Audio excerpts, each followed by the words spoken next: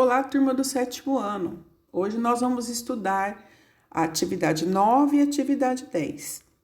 E vamos estar vendo alguns conceitos novos e também estudar um conteúdo novo que eu já postei o vídeo na nossa aula sobre a formação dos estados nacionais. Vamos iniciar pela atividade 9. Vamos conhecer o conceito inicialmente do que é um estado. Então, você vai acompanhar comigo aqui essa atividade. Olha só, eu vou usar a canetinha aqui para estar falando com vocês e estar desenhando algumas coisas. Você já ouviu falar de estado? Com certeza. O estado da água, o seu estado emocional, o estado de Mato Grosso do Sul, não é verdade? Mas o estado que a gente está falando aqui é esse estado que eu escrevo com E maiúsculo. Você sabe o que significa esse estado com E maiúsculo? Esse é o foco da nossa atividade, né? Então, quando eu falo estado brasileiro, que estado que eu tô falando? Mato Grosso do Sul, estado de São Paulo, né? E então, nós precisamos definir o que é estado para a gente entender a atividade 10. Então, olha aqui, estado é um conjunto de instituições, eu vou aumentar aqui, que controlam e administram uma nação ou país e seu ordenamento jurídico, ok? Então, seriam as leis, né?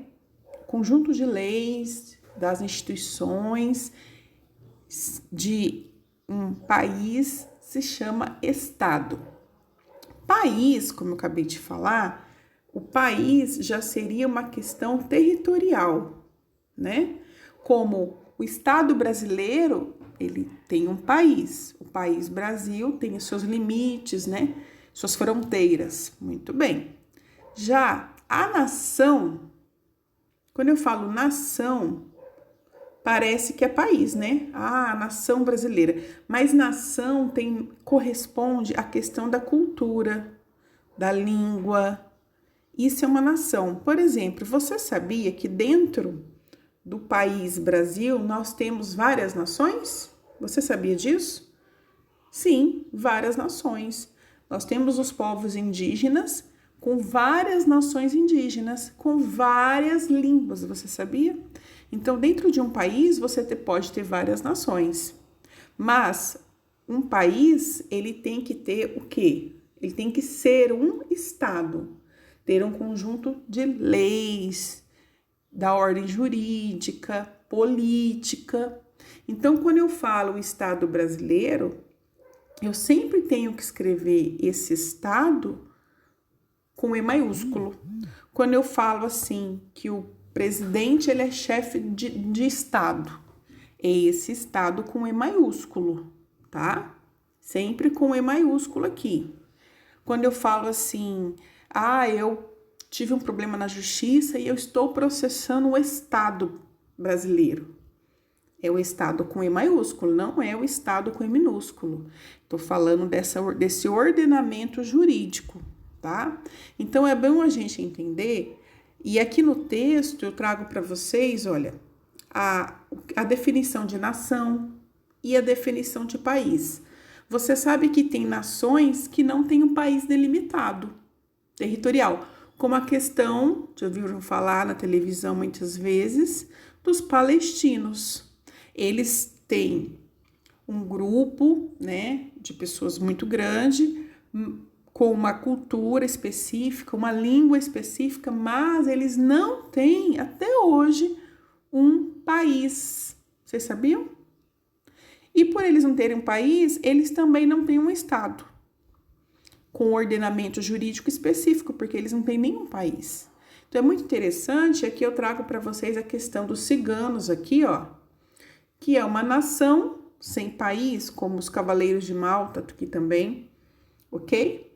Então, é muito importante a gente entender esses conceitos, o que é país, o que é estado, o que é nação, tá bom? Aí, aqui na atividade, olha, você vai escrever o conceito de nação, o conceito de estado.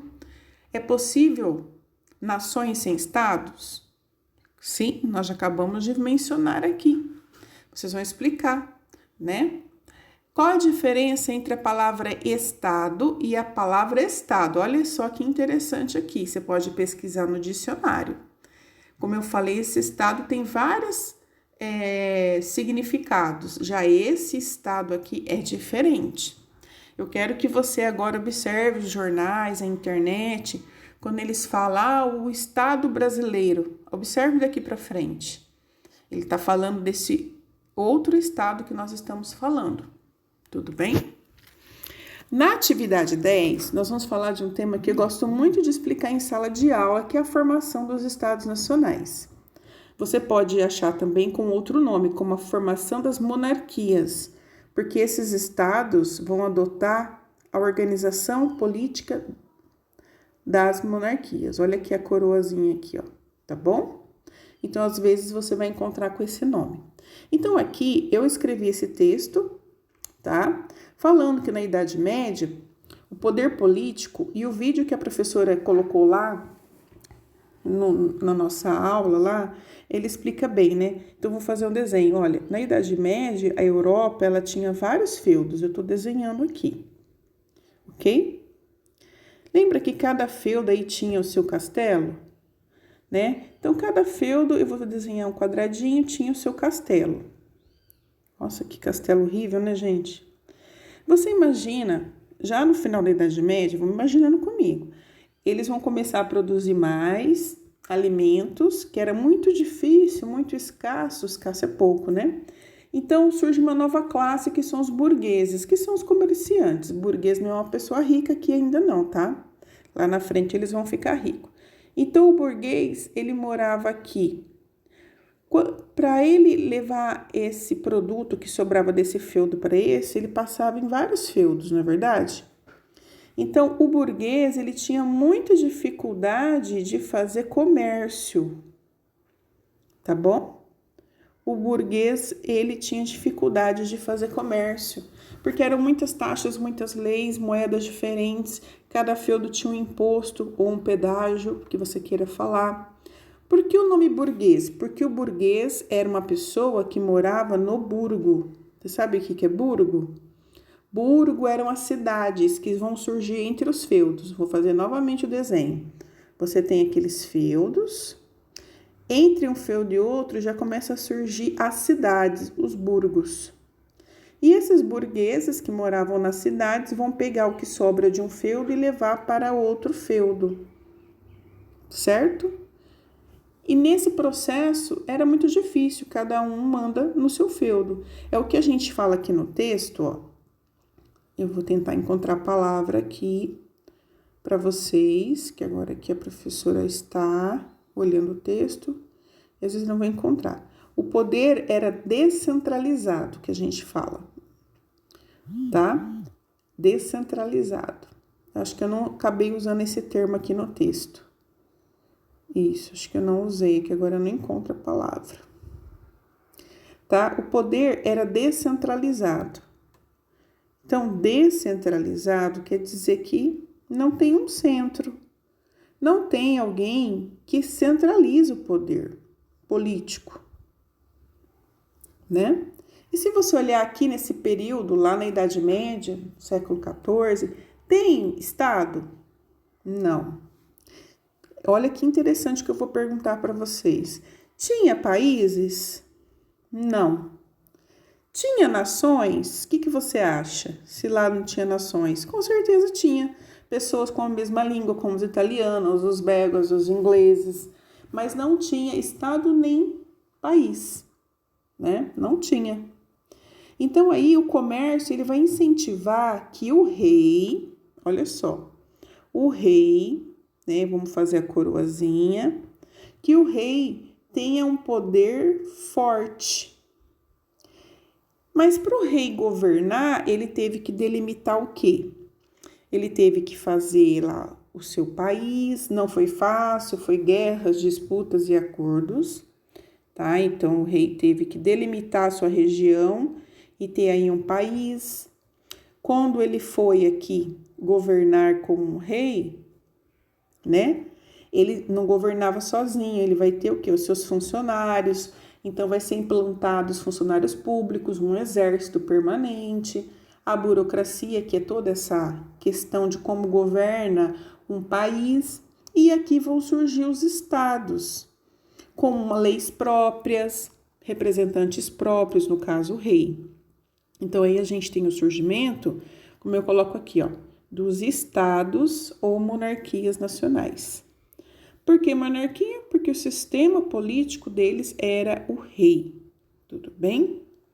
E aí nós temos uma grande mudança, né? Como no feudalismo, eu vou fazer aqui, o poder era descentralizado, com as monarquias ou formação dos estados, o poder vai ser centralizado. Aqui manda quem? Vamos desenhar a coroazinha, o rei. Aqui no feudalismo mandavam vários senhores feudais, lembra do desenho? Então houve uma mudança. Foi rápido? Não, foram séculos, quase aí 200 a 300 anos, tudo bem? Para que se formasse um país que tivesse, olha aqui, um idioma comum, impostos de justiça, um território definido.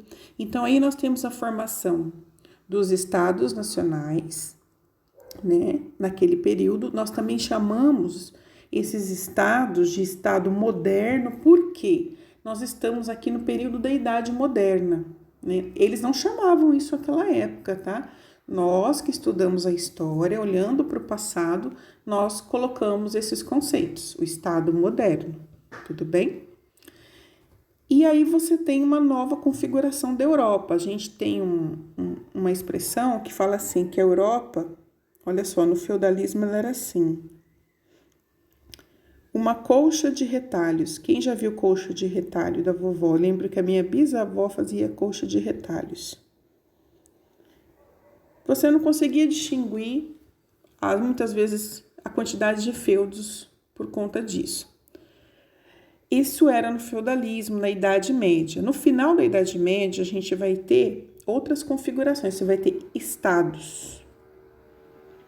Esse estado, né, vai ter suas regras próprias, ok?